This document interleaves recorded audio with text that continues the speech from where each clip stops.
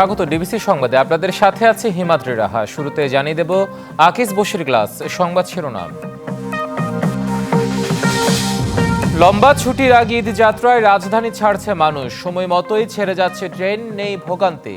মহাসড়কে যানজট না থাকলেও বাড়ছে চাপ।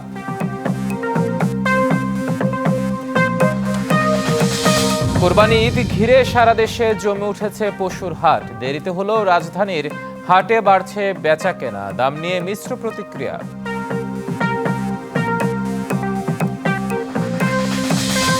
মে মাসে বেতন হয়নি ৫,৫০০-এর বেশি শিল্প কারখানায়। ঈদুল আজহার বোনাস দেয়নি ১,৮৭৪টি।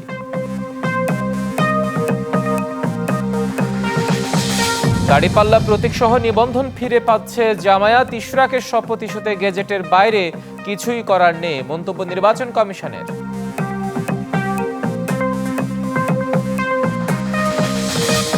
হজের আনুষ্ঠানিকতায় মিনায় ইবাদত বন্দেগীতে মগ্ন লাখো মুসল্লি। বৃহস্পতিবার সূর্যোদয়ের পর যাবেন আরাফাতের ময়দানে।